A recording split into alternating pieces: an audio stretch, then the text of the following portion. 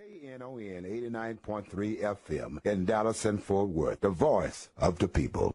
Business owners, tell KNON's listeners about your business. You can put your business or event on KNON. KNON currently has space available to run announcements for you. Tell KNON's listeners about your goods, services, nightclub, concert, or event. Help keep the voice of the people on the air while putting your information on the air. KNON's been named the #1 radio station in Dallas by both the Dallas Observer and D Magazine. Put your business with Dallas's #1 station. Call now for more information at 214-828-9500, extension 227, or extension 233. For more information, go to knon.org and click on the Run Spots on KNON page. It's a great way for your business to support community radio while letting more people know about you. Good morning, good morning, good morning. Welcome to Church Information Open Forum, 89.3 FM. I am the Reverend Ronald Wright, Executive Director of Justice Seekers Texas, pastor of God's Community Church of Joy. I'm sitting in for the Reverend Dr. Marion Barnett, who's in Washington, D.C. at the National Black Caucus this morning. I want to thank our producer, Joe's here this morning. I've got a guest here this morning, one of my board members, Brother Ike Steen in the house. Good morning, Brother Ike. Good morning. Good morning. Got a good show this morning.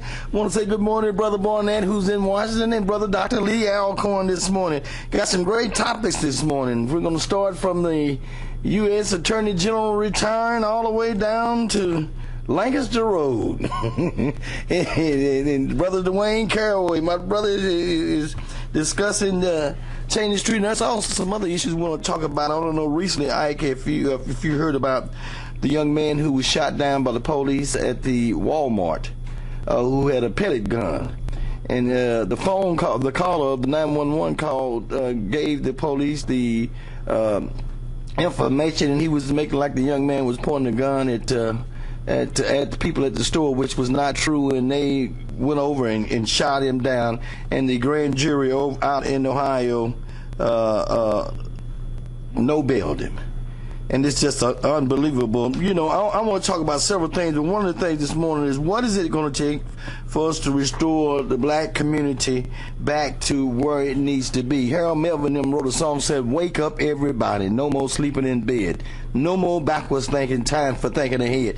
What are we going to start doing, and what can we do to start implementing, rebuilding our communities back together? That's a question. Well, one thing we can do is we got to put families back together. Everything is centered around the family. And the head of the family is God, then his head is the husband. So once we start putting family and family values back together, then we can start putting our communities back together. That's exactly right. And I agree wholeheartedly on everything you just said. The first thing it's going to take is us restoring the family, and we can only do that through God. You can give us a call this morning, 972-647-1893. That's 972-647-1893. We got a series of things that we're going to talk about, but in your calling, let that be one of the things, is we need to start creating a way to restore our children. As a matter of fact, we're going to have some callers in from the Kelly Alert, so I'm going to wait till he calls in. But this past week, and I don't know if a lot of you saw it, Box Springs police chief was suspended, and justice seekers defended him for reverse discrimination. And the reason why that was done, because the chief who was in that particular city helped turn that city around. And like I said, we've got to start waking up. And it was shockingly to a lot of people in the city of Dallas that somebody was standing for Box Springs, but Box Springs city has changed demographically tremendously. And at one point where minorities, Hispanic and African Americans were the minority, they are now the majority. And the reason why is because of that chief, Ed Morris, who was the chief of police. He reached out to the civil rights organizations, the SCLC, the NAACP, Justice Seekers, and several other people to come in and help turn that city around. He restored this, he turned it around and made that police department look ethnicity-wise like the city, and hiring African-American police, Hispanic police, because that was who was in the community. And so we can discuss that if you want to. And the councilwoman that was behind the majority of the things that are accusations that were made by the chief of police made a fake 911 call. And on yesterday, she was arrested. She turned herself in. I think she was arrested, and now she's butting out. But what do you think about that? I mean, if initially they weren't going to press charges, but if it would have been me or you, and we need to educate these people out here, you can't call 911 and say we're just. You can't call 911 and say we're just practicing, or we'll just want to see how long it takes for you to get there. And that you looked at that story and you heard it on the news. The police showed up in 3 minutes, but there was also a domestic violence call going in at the same time. And so, whereas that call was a fake call, a domestic violence call, which was a real call, was in process, and it could have went bad had the police had to make a choice on which one they needed to take. Well, not only that, you could have had a situation where she done called and said that the Dollar General, I think, was being robbed. Right. Well, suppose the police would have showed up and someone would have got hurt, got shot or anything in that incident, you know, on a fake call. Because we got a lot of people today, you know, that are getting shot down or falsely arrested by the police department on prank calls. So we got a lot of issues to deal with here. So I don't know the chief personally, Ed Morris, but you know, you're the president of Justice Seekers, and that's just what it means, justice, you know, justice for all. You know, once you talking about rebuilding the communities, we got to understand everybody that's not our color is not our enemy. So once we start getting along with people and being right for everyone, we just can't fight for the rights of blacks or fight for the rights of Hispanics. Everybody's right has to be defended. So if Ed Morris has been, you know, wrongfully accused of being a bad police chief, then someone needs to stand up for his rights. I said, I don't know him personally, but right is right. There's no color line between right. You're exactly right, and that's exactly why Justice Seeker stepped in to defend Chief Morris, because he reached out to us to help turn that community around, and so we had to defend him as well. And of course, Justice Seekers is an organization, 21st century civil rights organization for all of God's people. It doesn't matter what color you are, red, yellow, green, blue, brown, or black. We defend justice, and we defend people and make sure justice runs down like water and righteousness like a mighty stream. So we got a great show today. Like I said, we got a call in, open line 972-647-1893. Also want to discuss during the course of the day is the Councilman Caraway wanted to change Lancaster Road to Nelson Mandela. And what do you think about that? Nelson Mandela. Councilman Caraway, although I heard he did change it, and he wanted to change it to former coach. Coach Holly. Coach Holly in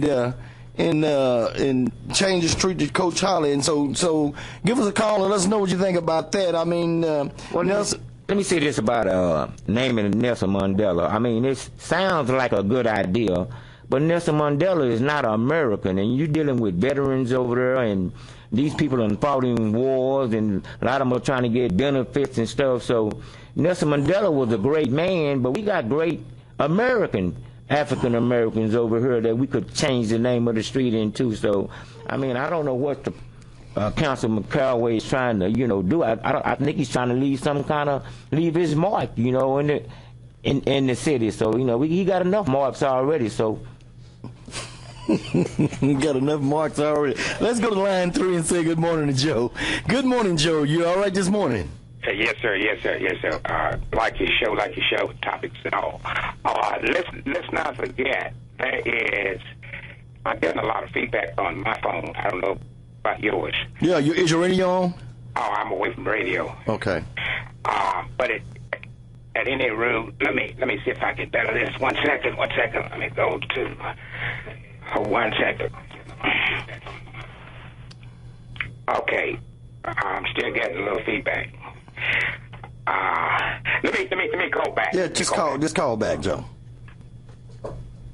Okay, you can give us a call, 972-647-1893, 972-647-1893. U.S. Attorney General Eric Holder resigns. What do you think about that? Well, you know, the thing about him resigning is, I don't know, we can only speculate. But he was doing a great job, and one of the things he was doing in the cities was combating corruptions. Okay, can you turn? He was combating corruptions in different legal systems, you know, police departments. I mean, he went down to Missouri Ferguson, Missouri, to address the issues down there with the police shooting of the young man. So it just seems to me, this is just my opinion, that seems like every time we begin to combat injustice in this city, the warriors that takes the battleground to fight this kind of behavior seems to always don't last long. You know, we've seen this behavior all over America. Well, yeah, and you're right. And Eric Holder was probably under a lot of pressure. As a matter of fact, he was probably taking a lot of the bullets that the president should have been taking. Right. And he was standing in for the president. So it's just, you know, it's a hard job. Let's go to line 4. Joe, back on line 4. Okay. Yes, sir. How you doing? All right. Go ahead, Joe. Glad to have you back. Oh, fine. That feedback, I'm still getting it, but I'll try to talk through it. I don't know what's going on. At any rate, the killings of the black young males and what have you, it is horrendous, and that's something that needs serious addressing, as you guys are attempting to do, because throughout the United States, you're getting a lot of that, and it just is no sense or saneness to it that you can have blacks being murdered like that, and there's never a situation, if it was just a mishap, an innocent mishap, why do you never have a black officer accidentally shoot a white young male? It just does not happen. So, I mean, you can see through that. It does not pass the smell test. What I've experienced, I was in a gun shop just here the other day, and I was listening to conversations and watching purchases and what have you. A lot of whites out here are afraid, and they are trigger happy to shoot a black. Over low monotone voices, you can hear things like, are you buying this for target practice? Are you buying this to shoot niggas? So don't kid yourself. These people, a lot of it stemmed from who's in the White House. They never wanted him there.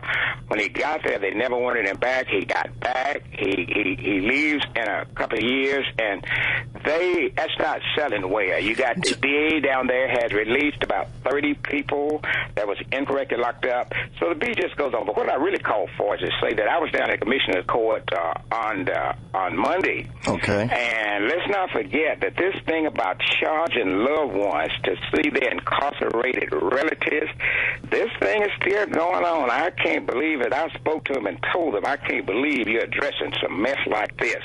This should not even be given any attention. You should leave that alone. How can you call yourself in a democratic society?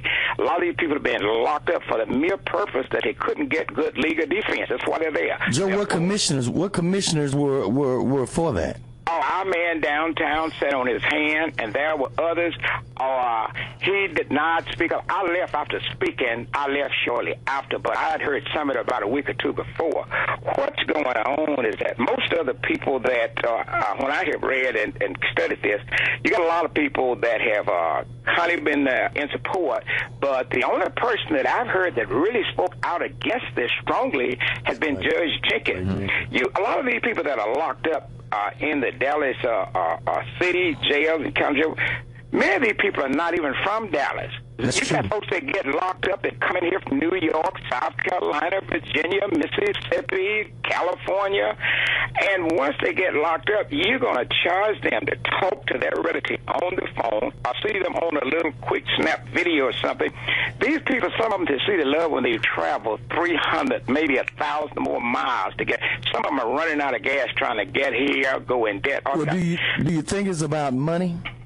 That's what I told them. I say this is nothing but a money grab.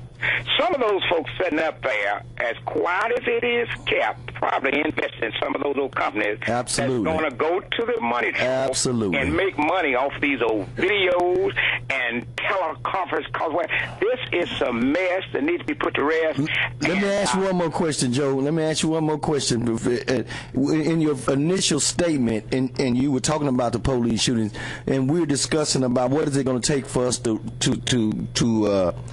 get our communities and restore our communities back where we started them from. And Brother Ike said starting with the family. But let me ask you something. Is the fact that our young boys who don't know, a lot of them don't know who their fathers are because of the division and the genocidal attack on the black man, shouldn't we start with stopping the violence in our communities first? I mean, doesn't charity start at home and then sugar bar? Now you're on target. The family is your first. You look in sociology, and that's kind of my area there in criminal correctional administration. The primary group is the family. That's where it all starts. As I often say, if two bullfrogs make a baby, the baby is going to be a baby bullfrog. So if you got the head of the household all jacked up, tore up from the floor up, when they get together and make children, you're just going to have some mess walk around on two legs. As Betty Corbett said so eloquently about a year ago, she said, if you got a child that's out of control, come from bad parentage, didn't know the father, whatever, she said if he's out of control at home, fighting his mother and father, disrespect to high heaven throughout the community. She said when this child get on the school bus or arrive to school and they find out he's acting fool there, she said don't be surprised. She said this is the same mess that left home. He just had a different address. Well, here's the thing with that, and I thank you for your call. We got another call coming in, Joe. But I want to also say, what you just said is true, but now what about when the government steps in our households and tells us we can't discipline our children? That's a lie. Let me real quick, let me put a cap on that. Okay. I hear that all the time. That's the cheap cop-out. Yeah. Creflo Dollar, who I like to reference. Creflo Dollar whipped his child. Right. They didn't like him. You got to do it the right way. You can't wait and let your child run loose like a scallywag or alley cat, and then you get upset now because he's old enough to drive, and you slap him side the head with a skillet of hot grease back there. You can't do that. I agree. Let me say this, Joe. Have you noticed this right here that they're taking discipline out of the home, and they say that these boys are too hyper, so they don't want you to put the belt on them, but they want to put drugs into their system, Ritalin and these other drugs to zoom them out and tone them down. You ever notice that?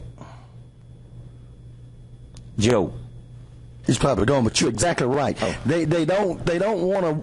They tell us that first of all, they come in and tell us we can't discipline our children, and they give kids the opportunity to dial 911 when you try to discipline. But here's the thing: once these kids go to a school and they shoot up every kid in the school building, or if they shooting up, then the first thing people want to say is, "What kind of parents do you have?" Oh, well, you have the kind of. They have the kind of parents that you can't step into my house and tell me how I need to discipline my children. Okay, we got one. You can't tell me how to step into my house and tell me how I need to discipline my children, and that's what the government has done. And this was definitely based years ago on desegregation. When African American kids started going to school with white kids, white parents didn't want black teachers whooping their kids, and so they took that out of the school district. We're coming up on a short break. We'll be right back. Give us a call, 214-647-1893. Good morning. We're back with Church Information Open Forum. I am Reverend Ronald Wright, pastor of God's Community Church of Joy, and I'm here joined by Brother Ike Steen. Good morning. I want to say our hearts and prayers go out to radio personality Ernie Johnson, who lost his Sister Ella Mae Shaw, on last week. They're having her funeral services today. So our hearts and prayers go out to you, Brother Ernie Johnson, and we'll keep you in our prayers. All right. We're back, and we've got a list of topics that we want to get involved with. But the first one is, what is it going to take for us to restore the black community? So we can't talk about nothing else until we start taking care of our own self first. We got callers on the line. We're coming up. Give us a few seconds.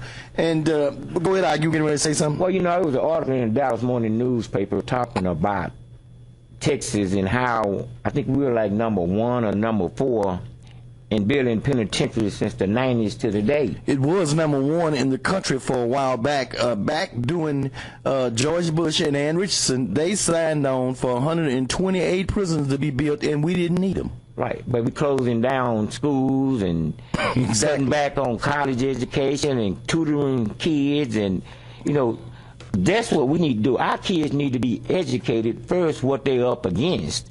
Then we need to they need a school education, but they also need a good home education. Exactly. It starts at the home. Like you said, we got to start raising. We got to get the family back together. And there's no disrespect, but I got to tell you, because I've got 5 daughters, and I tell my ladies, you don't need to don't let society fool you into saying the more kids you have, the easier it's going to be in life for you, because you don't have to pay rent and things of that nature.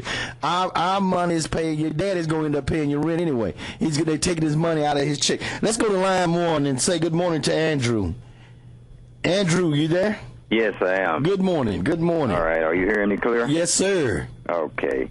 I kind of tuned in a little bit late, but I gathered from your last statement you are Reverend Ronald, right? That is correct. Okay. I'm going to be very brief here. I'm about 72 years old, okay? Amen. And I'm still fighting struggles that I caused when I was a little boy. You sound good and strong. Well, thank you very kindly. But you've touched a lot of good answers, but and you are the right person for me to talk to, because I feel like God has people that He have called to do His work, that we're going to have to get off of that thing where separate church from state, because everybody in the church pays taxes. Okay. And a lot of them goes to farther to even want to be representatives for us in Congress and the Senate. But try to be brief. I'm from a little town way out west, and when I was a little boy, lived in a white neighborhood. You're probably familiar with what people say they lived in the service quarters. Okay. That's where my dad and mother lived.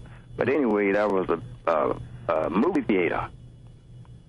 And every Sunday morning, all of the people of representation, and I guess I can be explicit, they were white, but they would all meet in this theater every Sunday morning, businessmen, bankers, ministers, early, and they would fan out over the city to their rightful places, and they would have agenda. Now, we have a lot of agendas, so I just, I'm sure you have a lot of contacts, but if we get on one agenda, work out one thing, sometimes a lot of things will fall in line to what we really want to get to. And you're on key about the family. And most of the families, some member is in somebody's church every Sunday. So I think if we take a more active role in starting to educate the parents in the church, because we all have a relative that's got issues, prison or everything that the world is offering. We have somebody in our family or somebody in your family. Andrew, what do you think? Do you think the man should be the lead of this restoration of our people? Shouldn't you think that we should try to figure out? And I agree with everything you just said. But in our generation, when we were brought up in a much different perspective than this generation is now, because we were under attack as well, and you know that. But we stood together as a people, and that's what made us stronger. Well, I'm going to say, and I don't want to take up a lot of time on the line, but God never changed His rules. That's right. If you believe in the Bible, you got a lot of people don't believe in nothing. That's where a lot of confusion is coming from. But you got to believe what you believe, and God, in my 72 years, He's shown me that His way is the right way in all aspects, financially, health, whatever you want to name. That's true. So, that's true. But anyway, I'm going to get off. I appreciate we thank you for your call. To have this time, but I think the main goal is to work with the family, and because every child is born, he was not born in a diverse situation. He was supposedly been born with love, and from that point on, if you get the love and the direction, and I'm gonna say something. Probably you might get a lot of calls on this, but God's rule a woman was to raise the children. Now, we have women, and I got some too, that competitive with me with my job or your job, even in the position you're in now. But you said the man, God gave us everything, and we had a problem, and he decided that he wanted to make us happy. That's what I believe. Well, I don't know. When I get to heaven, I'm going to have to talk to God about that. I want to know, did he ask Adam about Eve? I'm not saying he made no mistake. I didn't say that. No, he don't make mistakes, but I want to ask God, did he ask Adam about Eve? Well, if you get up there, just be happy you made it. I know that's right.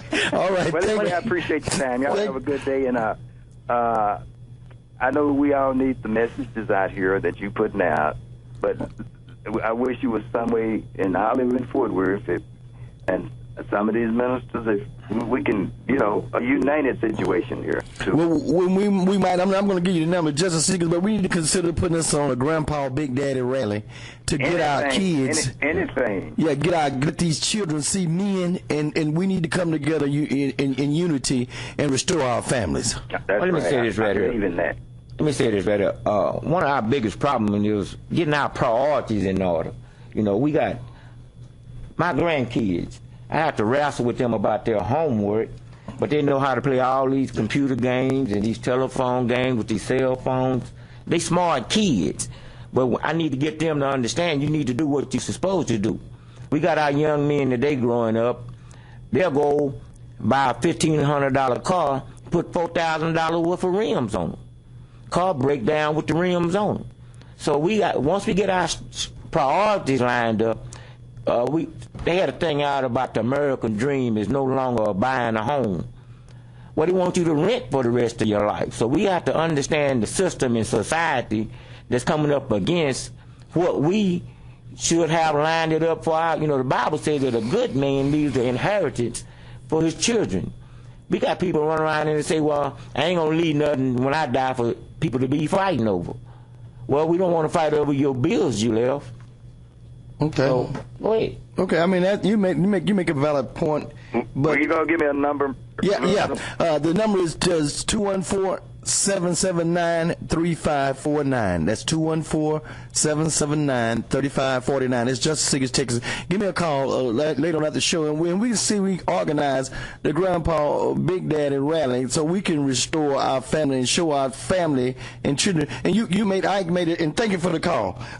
You made a statement about the kids being smart. I'm not real sure about that, because everything that they need to do, the computer does it for them, opposed to us doing it for ourselves.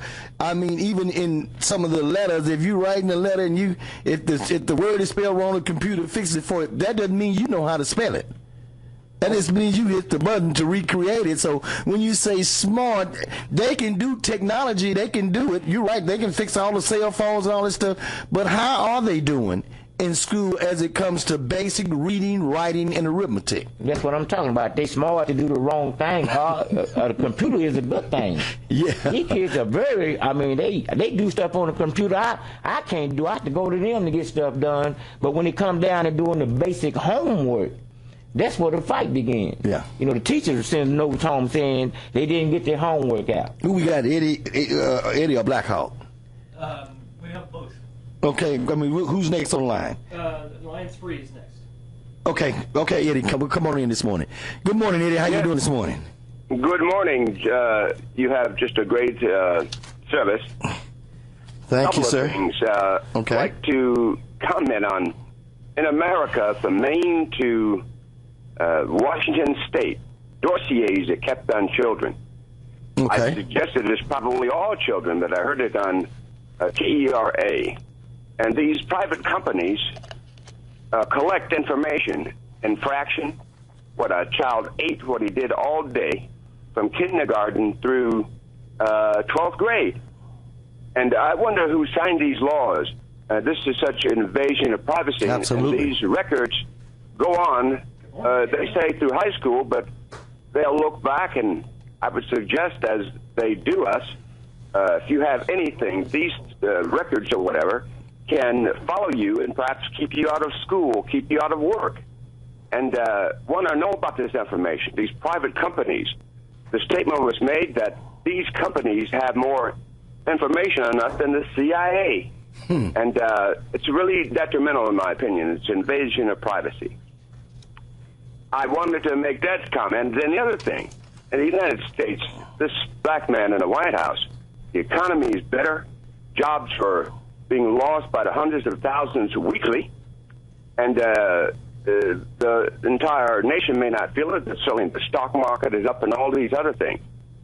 And the Democrats seem to be folding every time the Republicans come out with this propaganda about things are so bad, things are so bad. I don't see the Democrats fighting back and saying, no, it's not that way.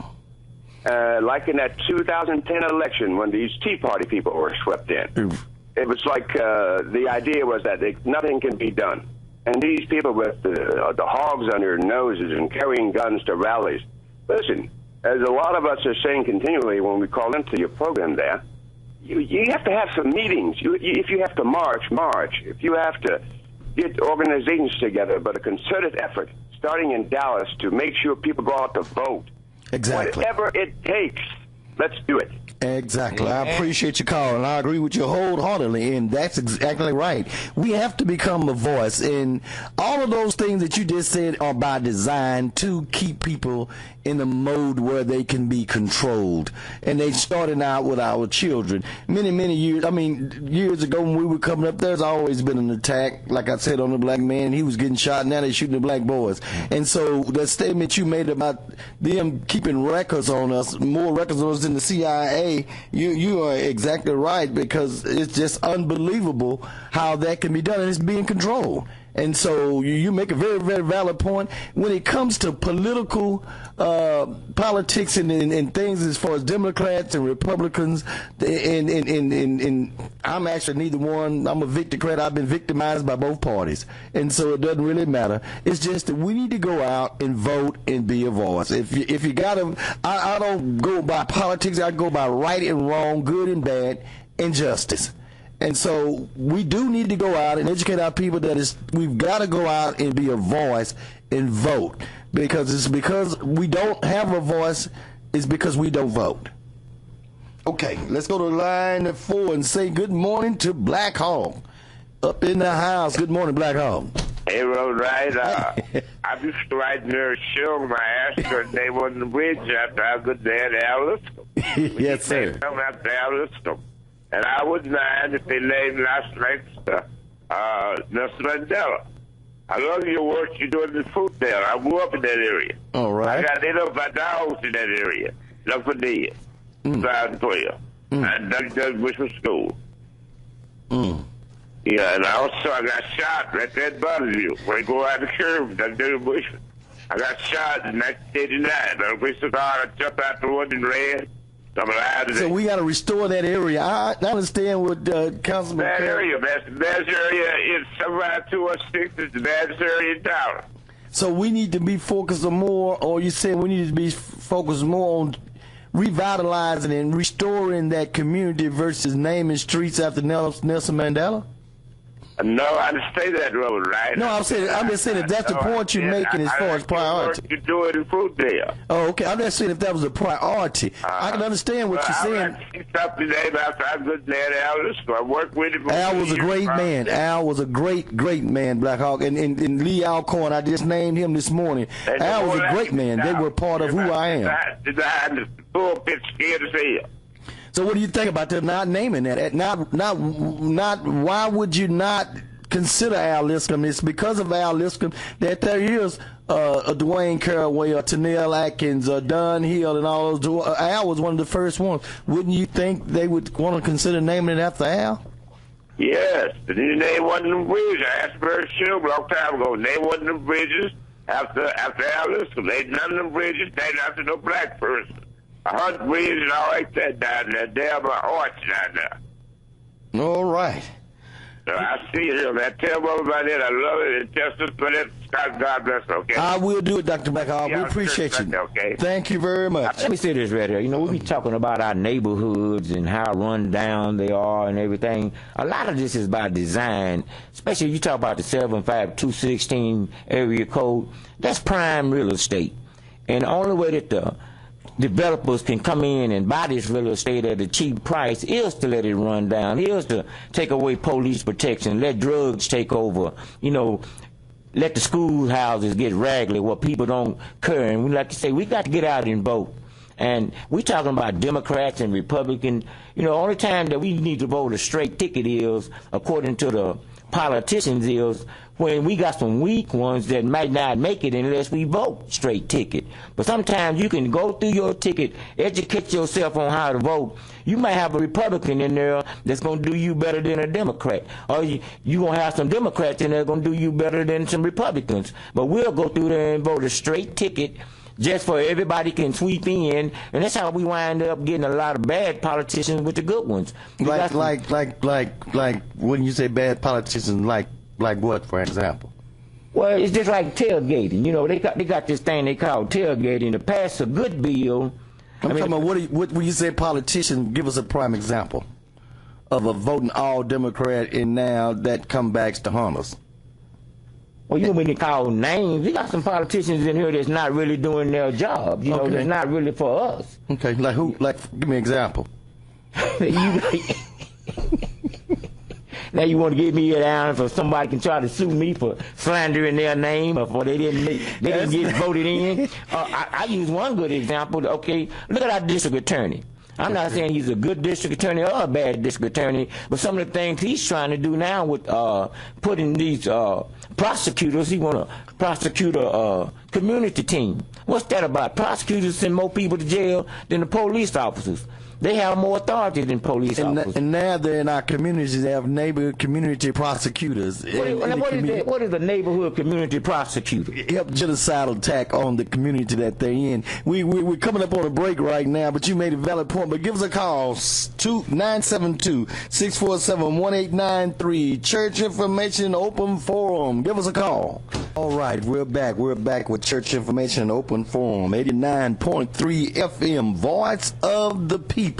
Got a great show this morning. Got one of my board members, Ike Steen, on the board with us this morning. Want to say good morning to the Rundas this morning. Both of the sister Rundas this morning, if they up. Good morning to you.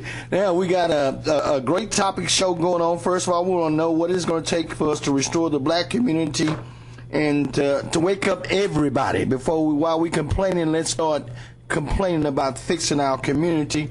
Got lines full. Just bear with me. We're going to get right with you. But Ike, you were saying something about your district attorney? Well, I was saying about the district attorney's office. I'm not criticizing him. I just don't like some of the policies or some of the things he's putting in place. I don't think they're good for the community. Some people might beg the difference. Like I was talking about prosecutors. Now, prosecutors are some of the most powerful people down at the courthouse.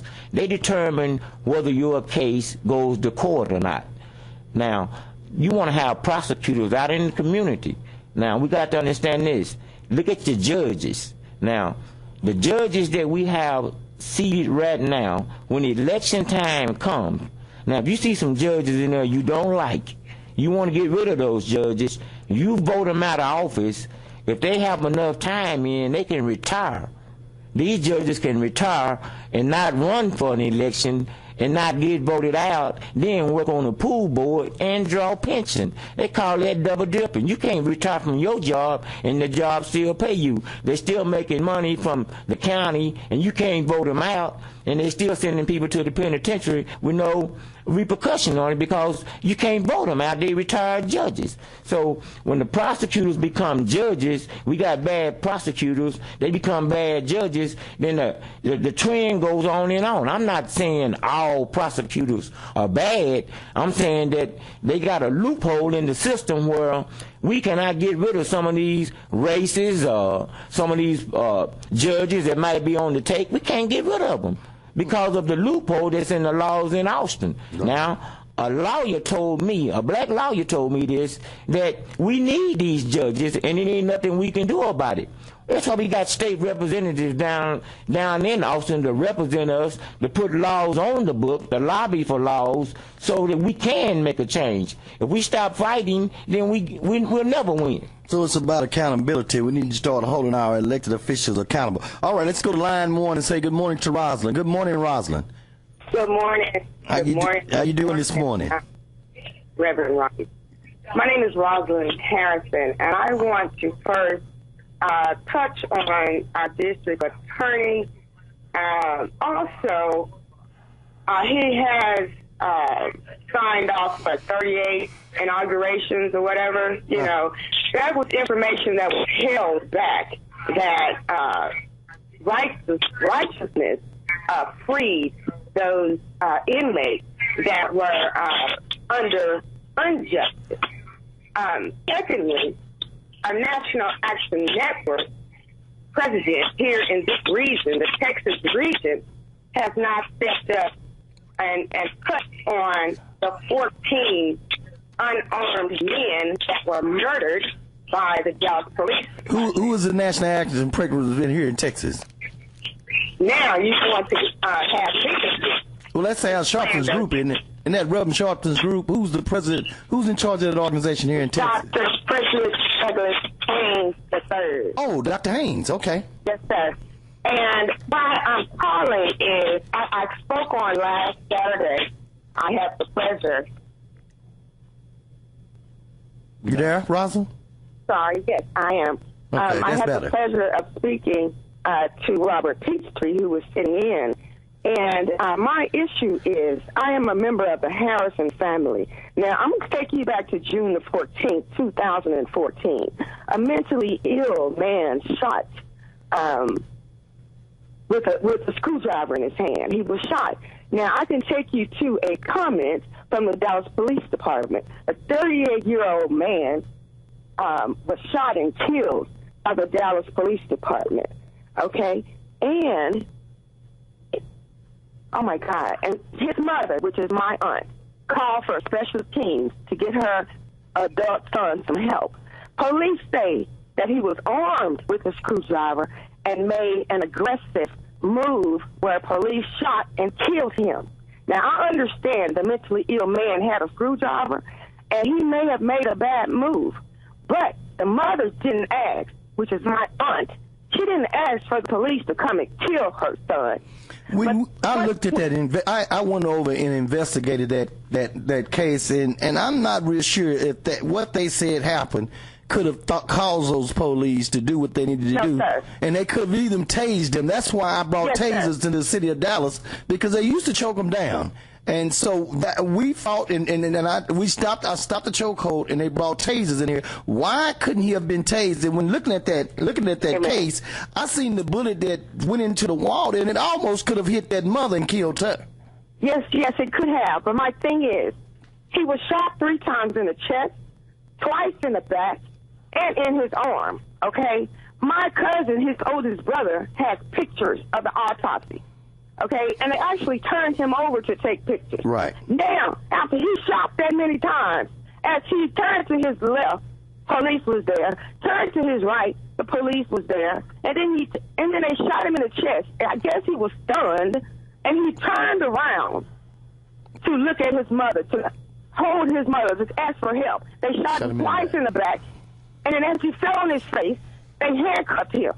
Now, mind you, the screwdriver is a screwdriver that you screw your screws on your eyeglasses with, that he could have balled up in the palm of his hand. Right, it was a small screwdriver. I saw all of that evidence. Where is there righteousness? Well, tell me, where is there righteousness when we have not had not one community leader in Dallas, Texas, to step up and assist us with protesting, sitting in on a press conference?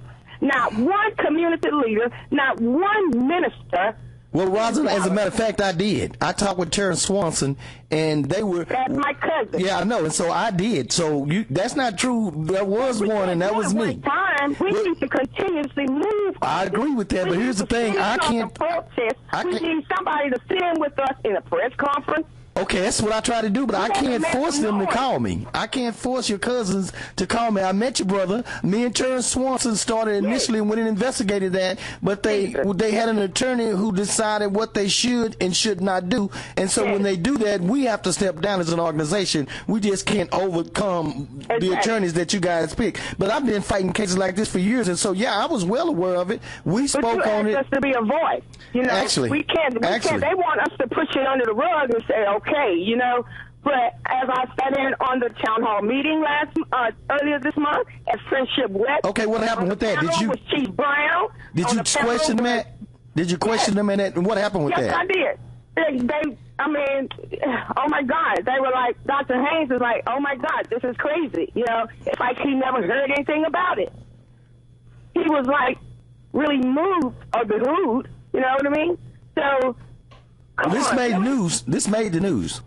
You're going out to California. You're going out sitting in on the front row with Mike Brown, you know, TDJ, Dr. Haynes, and others, you know, to get national publicity outside of the state of Texas when you got crying mothers right here in Dallas, Texas. A lot of them still not receive answers from the district attorney to where they can receive closure for their sons that have been killed. There was a mother there still crying because her son was murdered without his brain. Well, you're right, Rosin.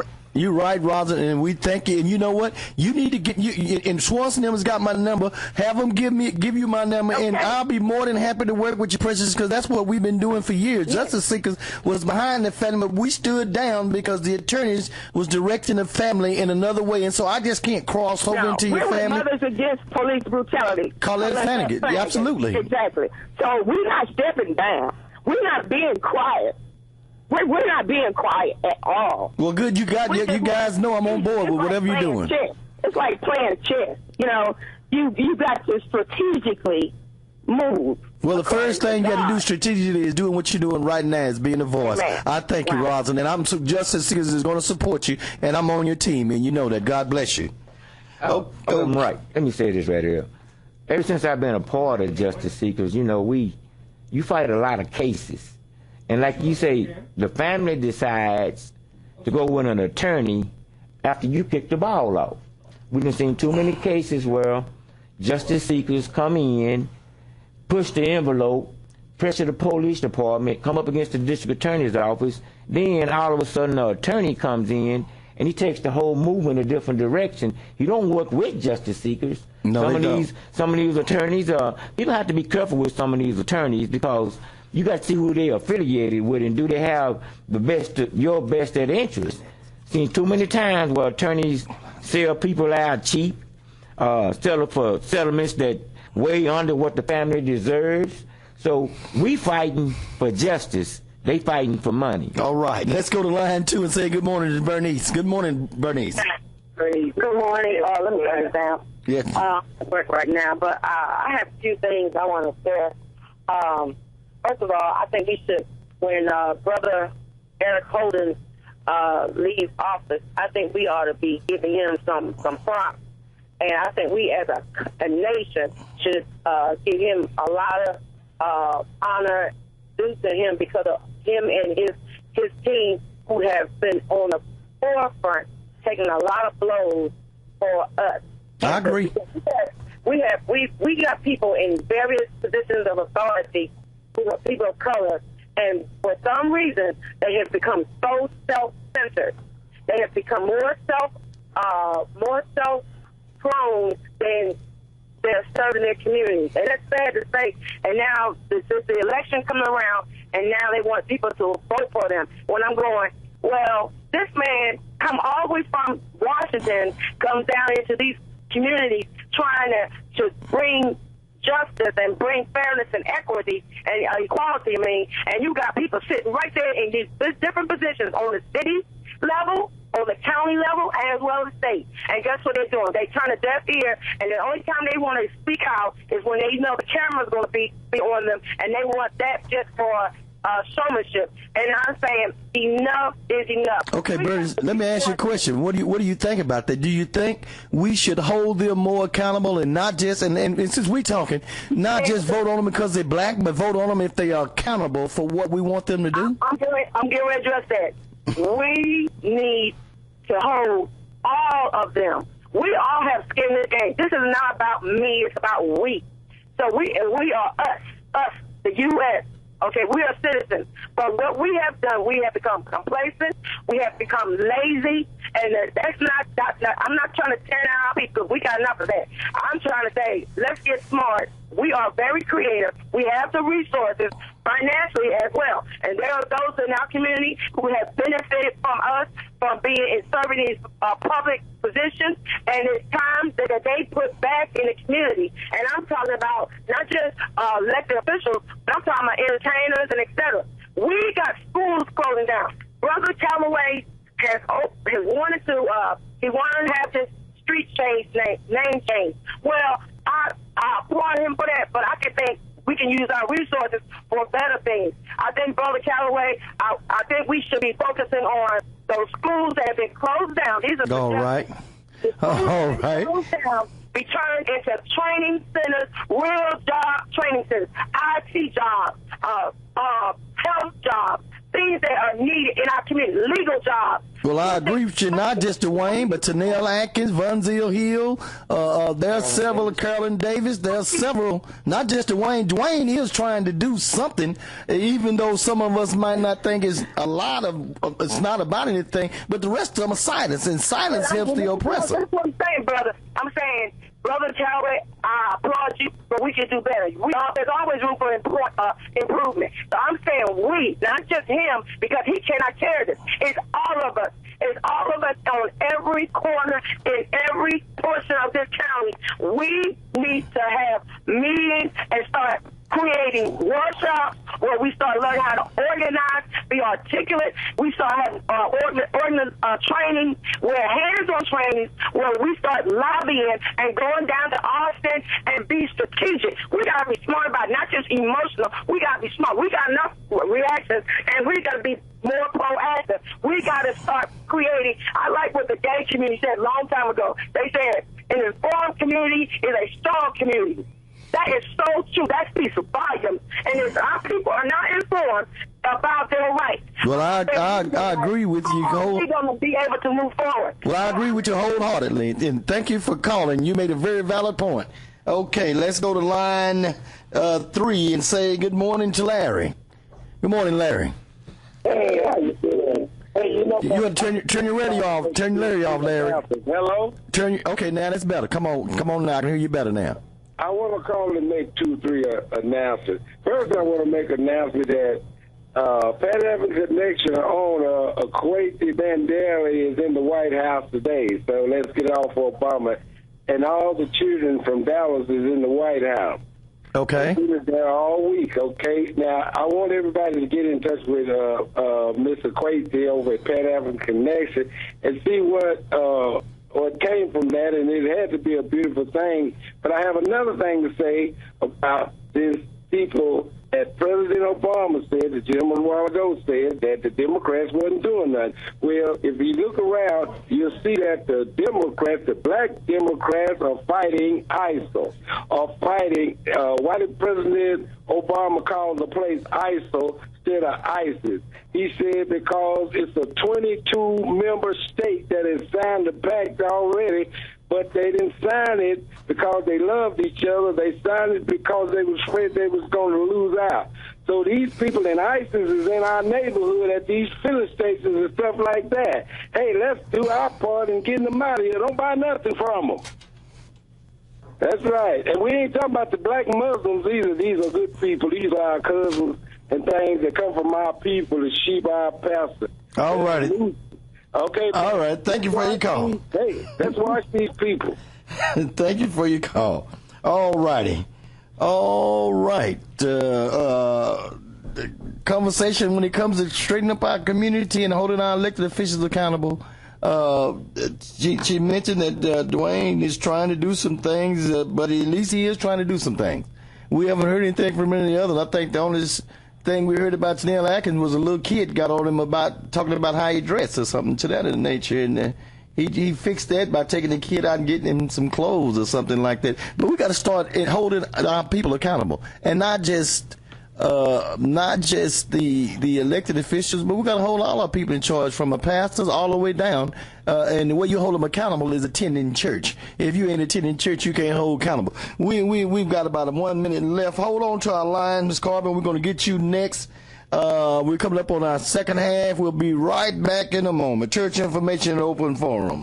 Okay, good morning. We're back for our second half at Church Information Open Forum 89.3 FM, Voice of the People. I am Reverend Ronald Wright, joined here by Dr. Ike Steen, our producer Joe in the house. We think you had a great show already this morning, and one of our topics was what is it going to take for us to restore our community and get it back? We need to wake up everybody, like Harold Melvin and Blue Nose said, and stop sleeping in bed. It's time to get up and start thinking forward instead of backwards. And so, got a great show going on. Got lines are full. We're going to get with you. But we need to, as a people, come together, and we know about all the things that are going against us, but we got to hold our own people accountable and start changing things. Justice Stevens is going to put together a Grandpa Big Daddy rally forum here in the future, and you guys can give us a call, 214-779-3549, if you want to be a part of that rally, so we can discuss and figure out how we can restore and take back our communities. I made a statement about, they don't do anything to the streets, and our neighborhoods are deplorable. We got to start raising our kids and say, pick that plastic bag up off the street. Pick those cans up off the street. Don't throw them in don't create trash in your own community. And it's about accountability. A lot of kids on the street in my neighborhood come by and they throw stuff and I say, hey, okay, Pastor, and they go pick it up. We got to start teaching them, don't litter in your community. Don't litter, period. It's your community. You got to keep it clean. But kids in the apartment complexes might not realize that because they got a maintenance man. Well, we are our own maintenance man in our yards, and we don't want to be picking up trash that you drop on the streets. And that's where it starts from. When we were coming up, we were taught not to throw any trash on the street. You just didn't do that. And if the neighbor saw you do it, you would be in trouble with the neighbor, and then you get in trouble again. And so all of this has to start from home. We've got to look at the house, restore the family, recreate the family again, and start from there. Right. When people start talking about holding people accountable, you got to understand what you're coming up against, especially when you start talking about elected officials. Because these people take this as a challenge, or you challenging their authority. When you start talking about holding pastors accountable for not doing things in the community, then they want to put it out that you're coming up against a man of God. So you got to understand, you got to be bold and strong to hold people accountable. When you hold elected officials accountable for not doing anything in their neighborhood, these people got a support group that's going to try to paint a picture of you as being a hater, or you trying to pull a black man down, or Uncle Tom, and all these kind of titles go with that. But holding people accountable is what's going to get the job done. You're exactly right. Let's go to line 4 and say good morning, Miss Carbon. Good morning, Reverend Wright. Good morning, Ike Steen. Good morning. We have a very good topic this morning. I want to talk about the children with the ADD situations. Okay, go ahead. I also have a grandson that they want to clarify that he have ADD. They want to put him on drugs. That's what you're trying to say. They want to put him on drugs and stop his behavior. What do you think? What kind of behavior does he have? When you say that, he's an overactive boy. He always have been an overactive boy since he was born. I was too. I think more attention, more work, more discipline, and a little more love can contain this chap. Because I've seen it and I've done it. I think these mothers need to step up. These fathers need to step up. The grandparents need to step up. See, when I was raised, the neighbors, the aunties, the uncles, the friends of children, it was just certain things you could not do.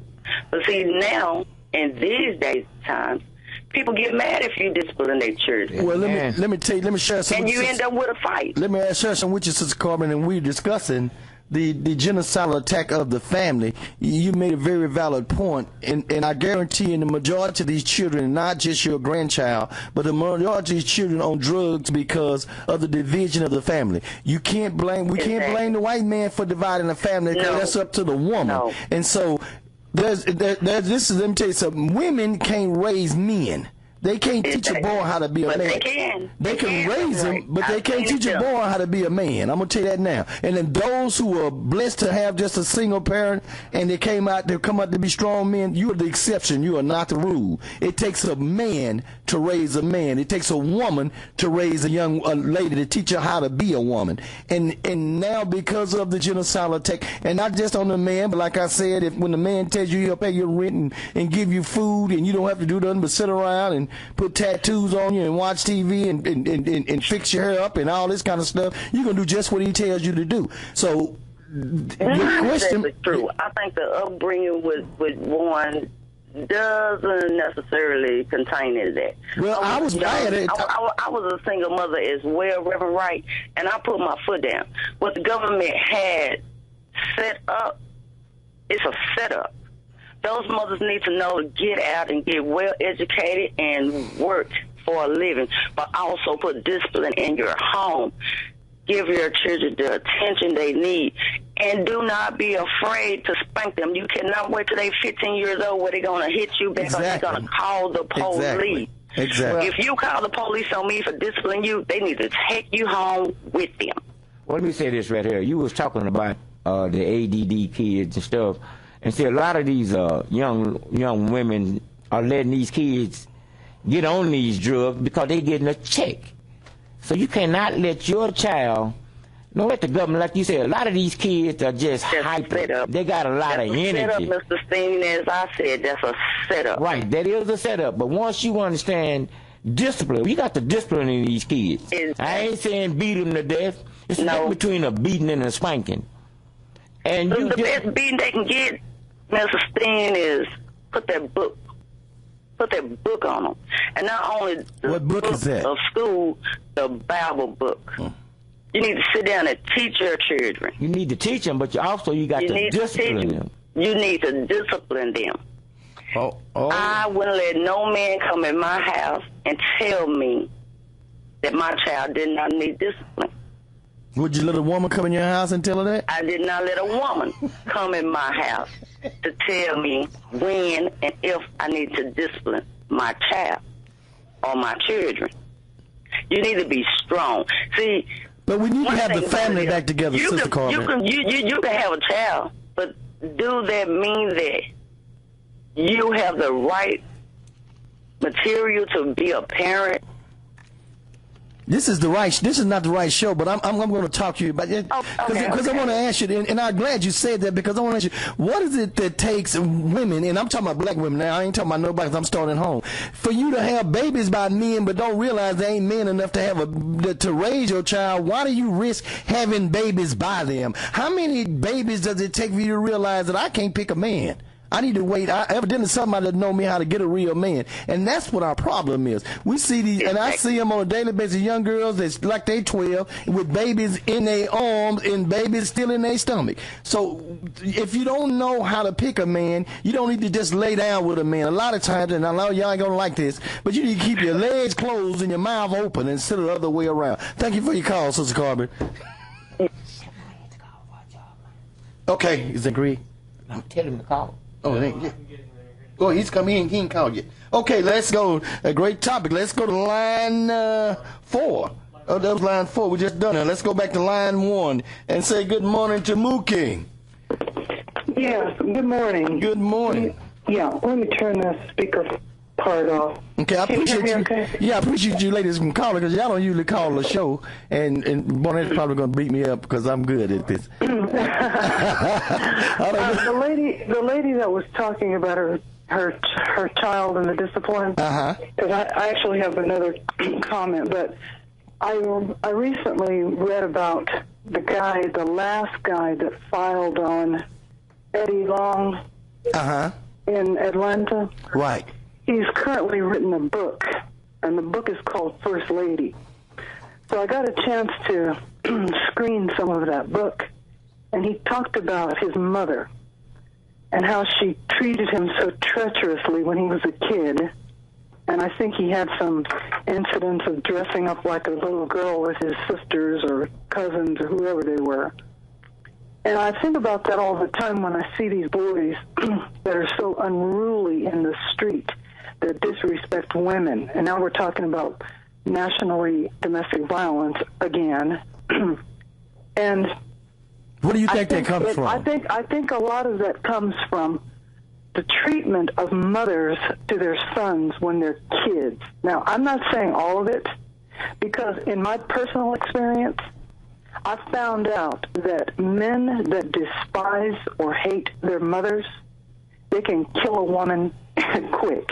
Well, let me ask you something. They really want to hurt their mother, but the women that are in their lives tend to be they're very motherly toward these guys and these men. What would make you think they want to hurt their mother? Is because mother treated them bad because he looks like the daddy and she's mad at daddy? Whatever it was that went down wrong, and I'm sure there are several different cases, and I'm not trying to comment on all that, but I'm just telling you that I think about that. And what I wanted to talk to you about on my call before the next person comes on is I wanted to know if the district attorney is still involved in the Innocence Project. Yes, they are.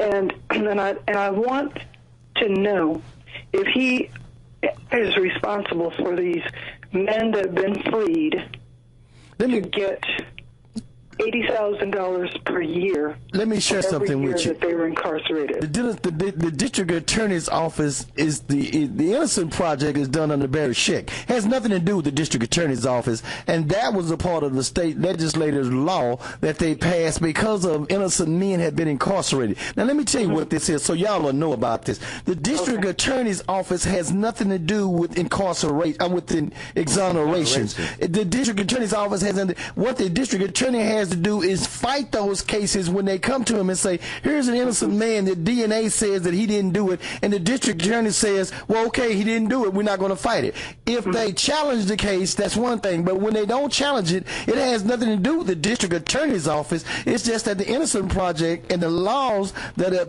are now in place for exoneration says that if you want to stand, if a DA says, well, that's not true, then he has a right to stand up and fight against us. And trust me, if it depends on, and I'm not going to even say that. I was going to say something, but I better not.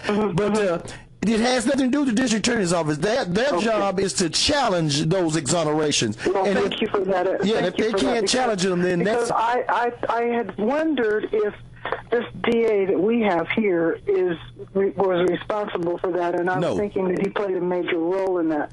Well, the role he played major was not going challenging those exoneration charges filed. Let me say this right here. One of the greatest person we had in Dallas County was the president of the Innocent Project, was Michelle Moore. She was getting more people exonerated than anyone in Dallas County. But what happened to her was she was a public defender. For some reason, she was offered another job down, I think, in Barnett County. And why she jumped up and left, I don't know. And now she's gone. She's gone. But now she presents those cases to the district attorney, and he allows them to be looked at so a person can get exonerated. But at the end of the day, it's up to the state district court to exonerate a person or to find out if that person is innocent or guilty. Thank you. All right. And I have just this last comment I would like to make. In my estimation, the thing that we're saying about ISIS, I believe, as Christians, the Lord is letting us have glimpses of things to come. And it just tells us that we need to be in preparation for those things and getting our family and our kids in preparation for, living in the kingdom after we leave this world, because this is not our real home. But that's my last comment. I want to thank you for your program. I always enjoy it. Okay, thank you for giving us a call, Sharon. We appreciate you for doing what you do, and I agree with you. It's just amazing that it takes ISIS and organizations like that to attack this country in order for Americans to realize that we're all one big family and we should be together as a family. Why does it take a 9/11 attack for black men not to be looked at as black men but as Americans?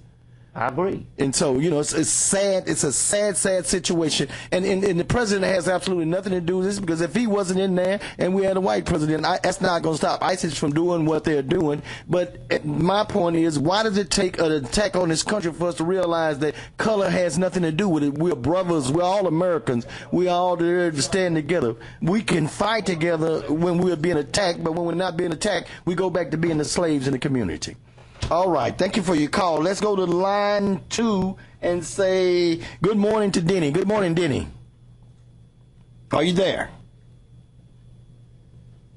Okay. Denny's not there. How about line 3, Sharon? Yes. Good morning, Reverend Wright. How are you doing? All right. Good morning. How you doing? I'm good. I was listening to your conversation with the lady that just called in, and I wanted to build up on what she was talking about, because I was thinking along the same lines. And I just wanted to say, the influence of the mother is, we have a very important role in the black family and our influence upon the child. And and the father does too, but the mother has a very, very important role. And the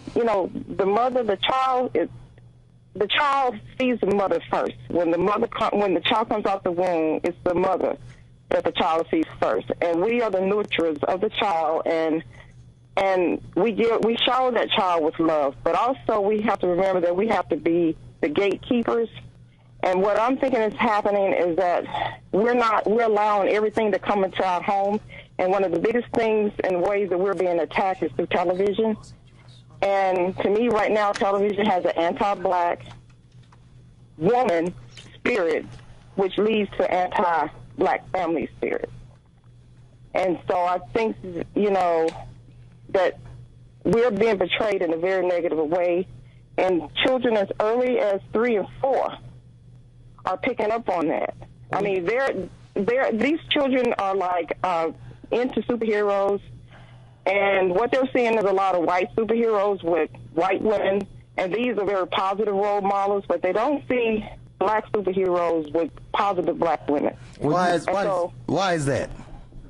Well, because the producers, the people who have the money, are not going to look out for us and put a positive image out there for us. We have to do that. Let me ask you a question, and this is throwing up. So how do we fix those situations? Because you realize that the African Americans spend trillions of dollars every year as well. What we have to do is we have to watch everything our child watch. And if to us, if it's not positive, even though it doesn't seem negative, it's what it's not saying that's negative to us. If you're always seeing positive role models of white people and white women, and they're doing great things, it still sends an indirect negative image to the child about us, because you're not saying anything positive about us. Well, you know what? Let me tell you something. Yeah. That has always been the case, because we don't control the media. We don't control any of those things, and so the image that we needed to control was right there at the house. So I didn't see a black Superman, but my daddy was Superman. I didn't see a black Wonder Woman, but my mother was Wonder Woman. So it started there. Even though we make them look at the TV, we were the prime example. I thank you for a call. We're coming up on a break right quick, and we thank you for your call. Great point. Thank you. We'll be right back with a break. All right, we're back. Church Information and Open Forum 89.3, Voice of the People. Got a great show today. My guest here with me is board member Dr. Ike Steen in the house. We got a great show, great list. I'm going to go ahead and I've got some callers. Bear with me. I want to make this announcement today at 12 noon in Dallas. There's going to be the Kelly Alert rally down Martin Luther King Boulevard, and along with the Kelly Alert is going to be the Stop the Violence march, and that's perfect. And what we were talking about as far as restoring our families and communities, we got to stop the violence. With that being said, let me go ahead and get Chili Most on line 2, since he's calling from Cali. Good morning, Chili. Are you there? Good morning.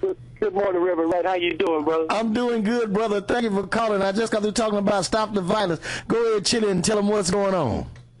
Well, first of all, I want to thank you for being the man that you are. I lead the International Stop the Violence in Love with Love campaign because of the senseless killing. Our young brothers and sisters around the country and around the world in the last 2.5 years, well over 700 radio appearances, over 200 million listeners, talking about two things: stop the violence and fight for your rights. Inspired by Dr. King, who stood for nonviolence and died for people's rights. You know, just yesterday we had the National Unity Summit in Los Angeles. Yesterday and today it's a 2-day summit where we was at the New Testament Church, 1941 West Florence Avenue, with Elder Robert Hendricks, and we talked about the spiritual warfare that we're facing. We talked about a lot of different things, but also Dr. Gregory Tatum, who, you know, is the founder of the National Unity Summit, laid out the new Civil Rights Initiative as a 5-year plan. Last year was in Chicago. The summit was in Chicago. This year is L.A. Next year is in Detroit, then Kansas City, and then it's going to be in Memphis. And today we're going to have, this morning, we'll have workshops, first of all, and then we're going to have panelists. And the workshops will be a lot of different subjects. You know, we're talking about reparations, we're talking about sex trafficking, we're talking about economics, we're talking about missing fathers in the home, we're talking about the judicial court system, the criminal justice system. We're talking about a lot of different things. In the afternoon, we're going to be having 3 workshops, 3 panelists. And I think that with Los Angeles taking a stance on violence at this time, you know, in the 80s, early 80s, the Bloods and the Crips started here with the guns and the drugs and infiltrated straight across the country, and it was a concerted effort. I know you know that the history of that. Right. With the problem started in L.A., the solutions should start from L.A. and then go across the country. The rest of the country will follow, and the rest of the world will follow this country. And I talked to the brother that you turned me on to about the stop the violence situation there, the march there today. Had him on my show the other day, and I want to connect all those stop the violence movements around this country because you know that strength in numbers. So I just wanted to call and let you know that the National Unity Summit today and yesterday and today in Los Angeles was very successful last night, and we'll be working forward with great men like you and great brothers and sisters all around this country. The goal is to break down the barriers of age, race, gender, and religion, to change the mindset of humanity by putting God first, including the young people of the world, because they're the future and God is the Alpha and Omega. We're looking at education, jobs, and poverty. Education, jobs, and poverty. As you know, only 48% of our young brothers graduate from high school, about 50% go to college, only 5% graduate from college. That's a disaster. Well, Chili, you know what? I want to thank you for what you've done down there in Los Angeles and this R&B thing, and you found it not robbery to reach out and try to save these communities. And we think, and there's another organization. Now, the gentleman you talked to is the Bacchus. He's putting together an organization, and the organization that's there today, they wanted your number, and I'm going to give them your number early this morning so you can filter on down here in Dallas. So when you come, we'll be already prepared to help stop the violence in our communities and let you take lead in that and just follow you until we can get the things done. All those things you guys are doing is an example of what needs to be done here in the city of Dallas. Well, I want to thank you for being the man that you are, because when you talk about fighting for your rights, brother, it was designed specifically for you, because you've been doing that in the trenches as a minister. And we talked about the last night about the churches taking their rightful role in humanity. You know, there's a lot of, and I just told them Reverend Wright, Satan is in the pulpit. Satan is in the pulpit. But there's a lot of great ministers around this country like you that's not out here for money, that's not on the Word Network and TBN is always asking for money, but it's doing the work in the trenches what God needs you to do. And brother, I want to thank you for being the man that you are, and it's time for black men to stand up and be men in their own communities and stop hiding behind women's skirts and be men.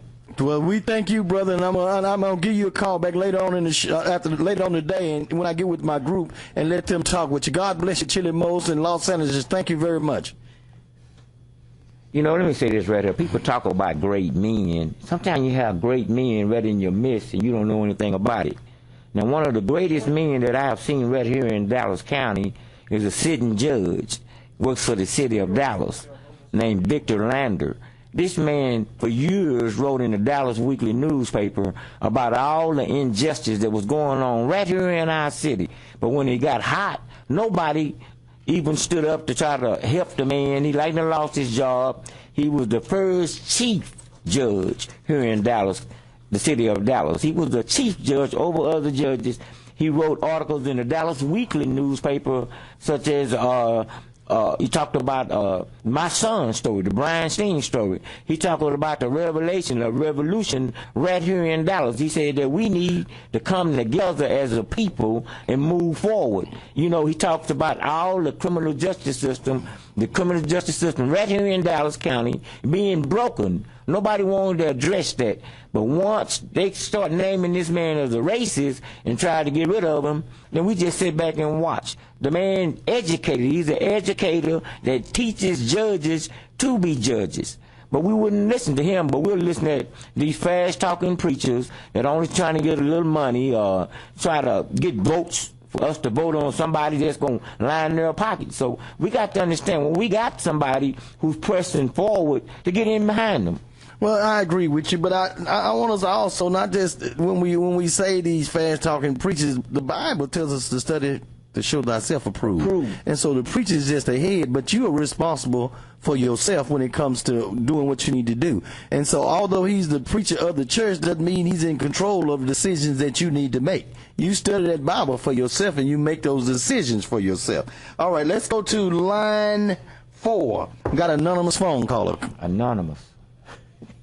Good morning. Hello. Good morning. Good morning. How you doing? I would like to talk on the subject about the children. I heard one of the young ladies on there talking about the children with the AD. Okay. And I was just saying that coming up now, they just put kids on different things now. But when I was coming up in the 60s, I may be a little older than you are, we didn't have nothing about no AD. The AD was the chastising of the belt. Exactly.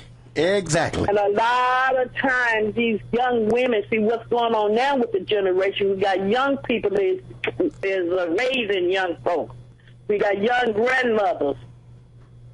That's right. I went to and a lot of times it's because, see, the Bible said, train up a child in the way it should go. And when they're older, won't depart. They may stray away, but they're going to be trained up. Neighbors, it was one thing about with the children is your parents raised you, the church, and the neighborhood. That's right. That's exactly right.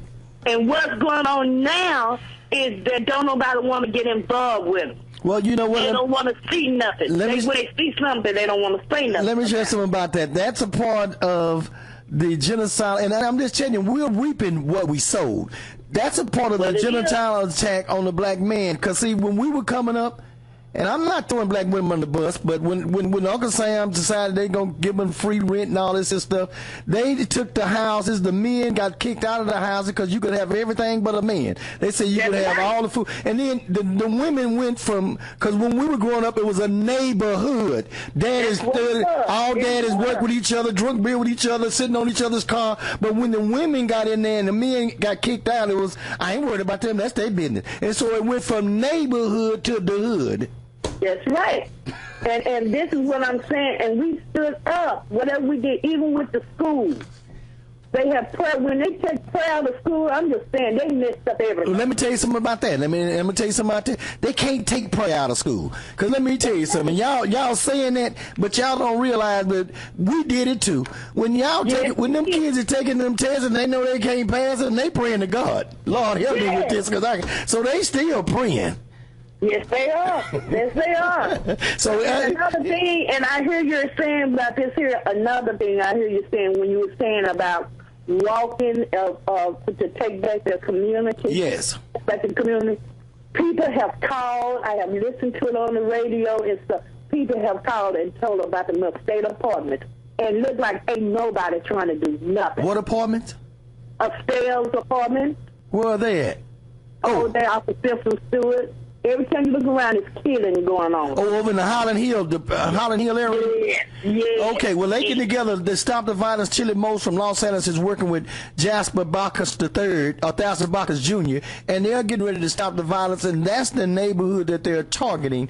Is Highland Hill area, and as a community, we need to go over there and target it because that's black on black crime, and so we can't get mad when police shoot us if we study shooting ourselves. Yes, you're right, because what it is because when we was coming up, it's so messed up. I'm sorry to say, but it's so jacked up now. you know, when we was coming up in the early ages out here, we ran to the policemen because there was help. Right. Now we can run to them now because we don't know if they're going to shoot us or not. Well, but you know what? We can't get mad if we don't control ourselves. If we don't control ourselves. But see what it is, we fighting each other.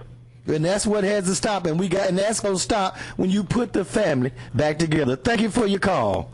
You're welcome. Okay. Reverend Wright, you know, people talking about Robert Petrie called me Barnett 3 times last week. How we you know, we talking about drugs and all this stuff about our communities. Well, first of all, it's up to us to get drugs out of our community. We got to call the police. We got to stop the drug dealers from just taking up rather than next. Well, you know how you stop the drug dealers, Ike?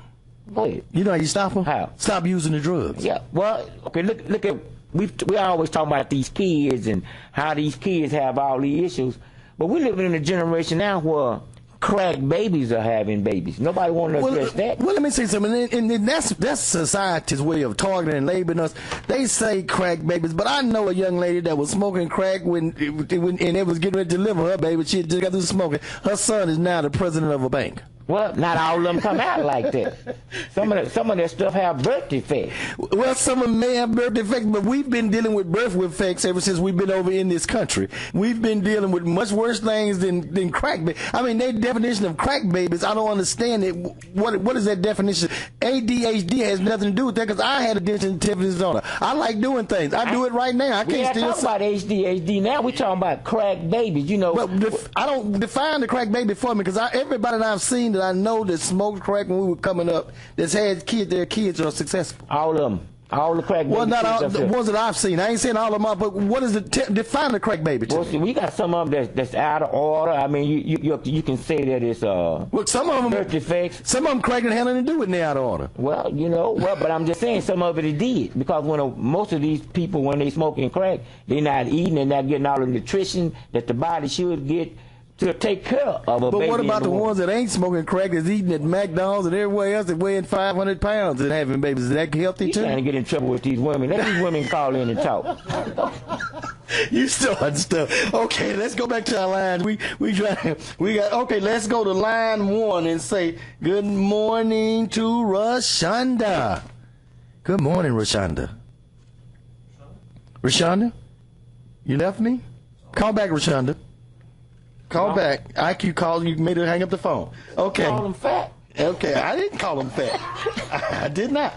Okay, line 4 is anonymous call. We already took care of that. Let's go to line 3 and say good morning to James. Good morning, James. Good morning, Reverend. I wanted to thank you all for taking my call. I have to admit that I stumbled past it while I was looking for NPR. Okay. But there's a lot of talk this morning. It's really interesting. And I just wanted to point out that, you know, in our country, there is a lot of focus upon, how our focus on minorities and how the system is slanted against them. There's no doubt that that happens. But I think what unites all of us is that there's a lot of poverty in our communities, and that's really the source of the problem. If we stop looking, if we were able to see things from a point of view that there's, instead of dividing ourselves among classes and considering how poverty affects our community, those differences that we have are not as important as the fact that poverty is the source of the trouble that we're having. And if a minority of folks could be upset about how the system is working for them, but when there's more poor people than there are rich folks who are taking advantage of us. And if we all work together, I think we have a chance to maybe make some changes that would really make the world better. Let me ask you a question. Why do you think that is? Because initially, as a country, and we say it all the time, charity starts at home and then it's shared abroad. How can you help somebody in another country and your country is suffering? And that has been the problem in this country since it's in existence. And I'm just going to be real with you. I mean, we've went out and done missionary work over in other countries that needs to be done in this country. As great as this country is, we should never be struggling with poor or struggling with people in this economy. And regardless, if they were targeted for blacks, it ended up trickling down because it had an environmental, it had a virus that ended up going and reaching out to all of the United States citizens. That some middle class citizens are now poor citizens. Well, that's kind of the point. Is that so even in the beginning when there was. If poor white folks and poor black folks got together, there'd be enough people to make the kind of changes that need to be made in our country. Poverty is a problem for everybody across racial lines, and that's kind of and I think that racism is used to divide us against each other and to prevent us from coming together and doing what we could do as a group together. The poor people need to stand together. I got a friend. We've been friends since we're 10 years old. I said, why is it that you're so stuck on this ideology about conservatism? And he says, you know what? I don't want the government to take money away from me and give it to poor people. And I say, you idiot. You never made more than $40,000 a year. You are poor. That's true. At $40,000, but that's right. That's the ideology that we have. Not all of us, but those with money have. But let this country become under attack, then it's not about the money. It's about us all standing together to help fight for them to continue to allow poor people to struggle in this country. I thank you for your call. We got some line. We're running close out of time, but I thank you for your call. Thank you, sir. Okay, line 2, Reggie. What's up, big guy? Reggie. Okay, that was it. Yeah, good morning, everybody. Good morning. Yeah, I was just, I was really smiling at that last point that was made about $40,000 a year being poor. And these days it really is. But, but we also have to change our ideology about money as well, because there are so many $30,000 a year millionaires running around here that just really blows your mind. They get a couple of credit cards, they move into mom's house after she dies, and they're millionaires. They're not paying taxes. So they're not worried with anything else. Yeah, I see this one guy that got a frame house and got 2 Mercedes Benzes. So that's letting you know where he feels his money's going. And but one of the things we also have to focus ourselves on, we have to look ahead as to what we're going to do as a black race, because people don't realize just how serious this social genocide is going on, because just the system here, especially here in Dallas, it's so slanted. I mean, it's like there's a line drawn between you go to I-30 and it drops down. There's a concern for the haves and the have-nots. The haves live north of I-30, the have-nots south of it. That's right. Well, I'm getting ready to go on a break, Reg. Don't you hold on 1 second, so stay on the line until I come back, and we'll get back with you. We'll be right back in a few moments. Church Information Open Forum. All right, we're back. Church Information Open Forum, 89.3 FM, Voice of the People. You can give us a call, 972-647-1893. Let's go back to Reggie. Are you on the line, Reggie? Are you still there? Yes. Okay, Reggie, let me say, and I know we almost run out of time, but I'm going to say, you can say that, but right now you have an African-American district attorney. You have African-American chief of police. We've got black senators, congressmen, state representatives. Why should this still be an issue with us? The reason why is because we're the ones that put them in office, but yet and still... Why did we put them in there? Back on it. Why did we put them in there? We put them in there because we thought they was going to do their job and was going to follow through. But what has happened is once they get in there, they start feeling like they're world-class celebrities and start thinking they're holding them down. And they done forgot about who we are, that we put them there. So what we have to do, we have to show them that we don't answer to them. They have to answer to us, especially when it comes time to vote. So, okay, and with that being said, a part of the grandpappy rally that we need to put together, those are some of the topics that we need to bring up in advance and be proactive instead of react. We need to start holding these elected officials accountable and saying, what is it that you're going to do in our community that would make us want to vote for you other than the fact that you're black? Because we realize that has absolutely nothing to do with anything. Got that right. All righty. Thank you for your call, Reg. We're going to try to wrap this thing up. Let's go to line 3 and say good morning to E-Money. Hey, Reverend Wright, how you doing? I'm good, brother. You doing all right? Oh, boy, you got a good complaining station this morning. They need to get church information. They need to call it church complaining station. Because there ain't no action going on. But because I'm out here in it, and I want to thank you for taking my call, first of all. Okay. What action? Okay. What are you out in? I said action. Yeah. And I want to tell them, thank you, professors at the Mountain View College, for having me on your panel, and thank you for listening. If you can't get in, thank you for your help if you're trying to get something going. I want to thank the brother who called in a few minutes ago. He's right. It's not about race. And all you complainers, I want to just see if you could call in on Pledge Day. Let's see how you block up the lines today. Let's see if you can block up the lines on Pledge Day. Well, we're gonna definitely we're gonna speak on that before we leave here. We're gonna speak on that before we get out of here today. But go ahead. Was something else you wanted to say? Well, Pastor, I know you're doing the best you can. I appreciate it. Well, to give your address so I can come to your church, because I've been to go to Barnett, but I want to go to yours. And I want to tell you, all you complainers out there, it's a lot of action going, but just like Lancaster, when I couldn't get nobody to help me, when I went and did it by myself, then all the pastors out there wanted to invite me to the churches and talk. But it's about action, and it's not about race. It's about poor. And you remember, Reverend Wright, we went to see that boy when you were dead down at the funeral home? Yes, sir. Yeah, where were they at? Where were these people that called in at? When I was with Sam, where were they at? When I was juvenile boy, where were they at? Yeah. They call in and complain, but I appreciate you, and I'll give you that when we was on the radio stations. Brother Becker say hello. All right, tell Brother Buckets I said hello, and we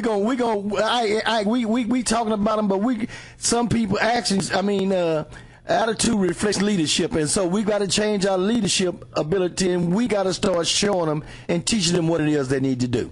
I'm gonna let you get off. But the brother called before. There's not class or race. It's poverty. And if we can come together, Ku Klux Klan and the Nation of Islam, Brother Farrakhan is teaching this on the NOI.org. He's teaching about what they're really trying to do. The rich people, not the blacks and white. It's the rich people, man. Well, I had to join the Klan. Okay, thank you for your call. I asked to join the Klan. They turned me down. I don't know why, but that's okay. Okay, with that being said, let's go to line. Who we got? Line 4? Let's go, Carol, line 4. Good morning. How are y'all? We are blessed. How are you doing, Carol? Okay, I have my list. I'm going to go through my list real quick. Okay, go through it quick. We got short time. Go through it quick. Okay, go ahead. what's on TV? They may not put whatever on TV for us, but in my household, if nobody black on there, it's not for me. So I run my household. Come on. They don't have to watch that. Come on now. And the next thing about education, ADH, the lady was right earlier. That belt could tell a lot of that, HDH, because all it is rebellion from children. That's right. That's all it is. Okay, and high school dropout. How is somebody going to live in your house for 4 years in high school all through? They don't just drop out all of a sudden. That's a pattern.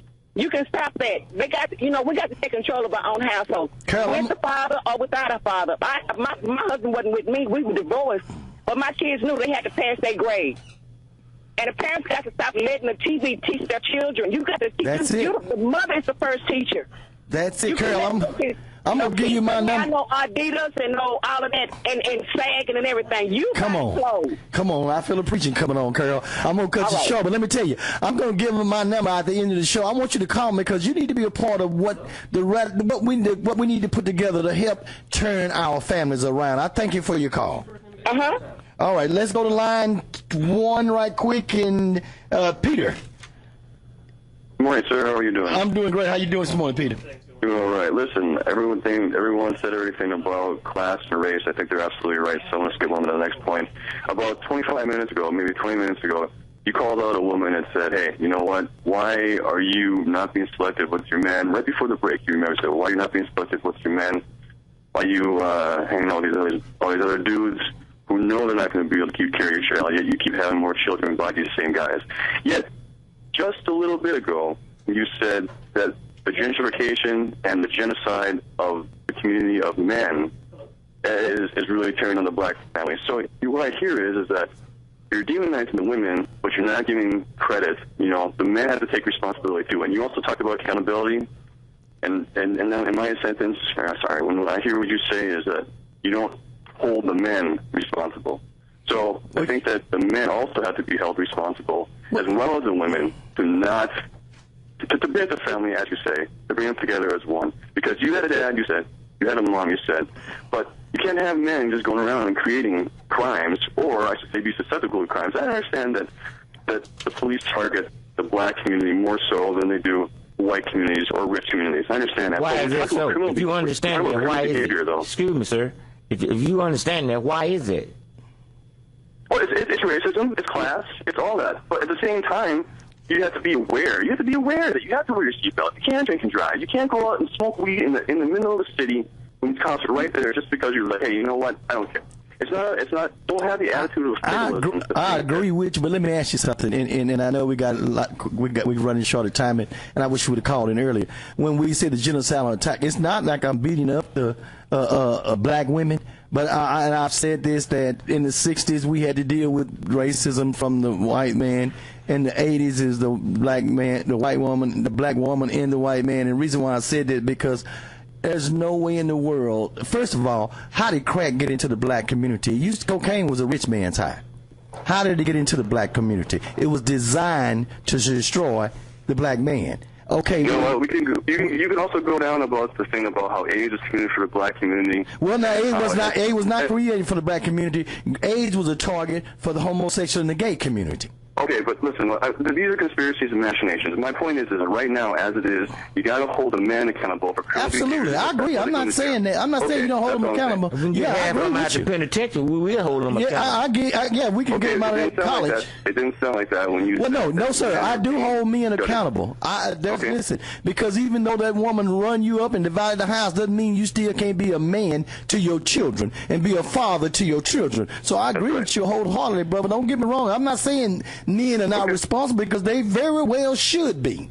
But you know, if we as ministers, we got to reach out to them. See, church, God's property don't stop at the church. It has to be reached out in the community. So some of it is on our shoulders, and all of us have a ministry. And so it's not just pastors, but anybody, even somebody like yourself, it can reach out in the community and save somebody. Appreciate your call, Doctor. Thank you very much. Have a good one. All right, thank you. Let me say this right here. Regarding everyone that's calling in, you know, I hate to take shots, you know, but I appreciate right now everybody who's calling in, voicing their opinion. I don't look at you as a complainer. I think this is open forum and information, and when we have an open dialogue where we can discuss issues and problems in our community, in our city, or in this great United States, it's not I don't label you as a complainer. I thank you for your call, and if I don't agree with what you say, it doesn't make it bad information, you know. So I just want to thank God for everyone who's calling in and encourage you to keep on calling in. Okay. All right. Thank you, Ike, for that. And I think, and I also agree. Thank you, callers, for calling in. And Imani made a very valid point. Church and Information and Open Forum is one of the only talk shows that discusses issues in the community that's on the radio, pretty much, that discusses the African American community. And so real life problem. Yeah, real life. Reverend Barnett is going to need your support in this show. And I want to thank Brother Petrie last week for standing in for Reverend Barnett. But we are going to need your support, because this is a way that we can get our voice out and not just talk about it, but we got to be about it and then do something about it. All right, let's go to line 2, and I don't want to rush you off, but Big Ike is on the line. Isaac, come on in. Good. How you doing? Isaac, are you there? Yes, I'm here. How you doing, sir? All right, how you doing? Oh, good morning. I was just listening to the program, and I wanted to put a word in as far as, you know, we look at the problem is the system right now, because we didn't make these laws, and even when we try to abide by, they still turn around and they persecute, like I said, poor communities, that's black, white, Mexican, all of us, and the system basically would turn around and be like the police department. Now, the police department, they have a mandate which they have to work at getting money for the city, or they don't get paid. They lose their officers. So what do? They attack the poor folks who basically can't afford the ticket in the first place. If they're doing wrong, they deserve a ticket. But you know what? That's why it's power in the vote. And once we get out and we sit down and we start actually getting a group of people who we want to pick and say, this is what's going on in the community, this is what we need you to do, and we need you to promise that you're going to do this, and we can put you in office. And once we start doing that, then the system, it doesn't matter what the system says, we'll have people in place that'll be able to fight for us, because we just need to be held accountable for those people who choose to want us to vote for them. And we got to stop doing it because they look like us. And we got to stop them also from when we vote somebody in office, let them know they're there to serve you, not to make themselves some anointed community leader and take leadership roles. They're there to serve you and get the job done that you need them to get done. Okay. Well, look, let me put this here now. Right here in Palestine, we had a city council meeting within the last 2 weeks. Now, the mayor gave his spiel and his great speech, when he said, we took an oath. The oath was to uphold the Constitution of the United States of America and, like the laws that go along with it. Uh-huh. And then I said, well, I didn't get a chance to say it to them, but I said, now, who voted them in? They told us that they were going to be there serving the people. That's what oath to me was said when you asked for my vote. You're there to protect me, and then you tell me, well, I voted in the Constitution, one that you upholding. And I said, if all the folks in the room are saying no, then you tell me this is what you got to do. You got to go against the people because the Constitution told you to do this here. I said, that's right. Well, keep up the good fight. I mean, and just call us back. I can see what we can do together because we're running out of time. All right, we want to make sure get everybody. Thank you. All right, let's go to line 3 and say good morning to, is it Nash? Reb Nash. Reb Nash, oh, okay. Hey, Pastor. I can see what we can do here because we're running out of time. All right, get everybody. Thank you. All right, let's go to line 3 and say good morning to Nash. I'm recording. Reb Nash, Recording, that's that. Well, this is not Pastor Nash. My name is Nash, and I'm enjoying your radio show this morning. I didn't get the topic this morning. However, as it relates to the neighborhood, I just wanted to share things that I think has been a false casting of our youth and employment and that kind of situation, the black man in itself. I think that, we've been labeled lazy or irresponsible, and that's just not the case. I think opportunity has not presented itself in many instances. So perhaps you all have already addressed this situation, this topic. I'd like to hear more topic on as it relates to that. And I enjoy your show. All right, thank you, brother. Thank you for calling. Thank you, Nash. Let's go to line 2 and say good morning to Greg Barber. Greg, are you there? I'm here. Greg, are there any jobs out there? There are some jobs out here this morning on the SAT job line, brought to you every Saturday morning during church information and open forum here on Knon 89.3, the voice of the people. This morning on the job line, we have Neo Post. We look for customer service representatives asking you to apply online at www.neopostusa.com. Once again, that's Neopost, Neopost. Look for customer service representatives. They're asking you to apply online at www.neopostusa.com. SunSource is looking for customer service representatives. They're asking you to apply online at www.sun-source.com. Once again, that web address is www.sun-source.com.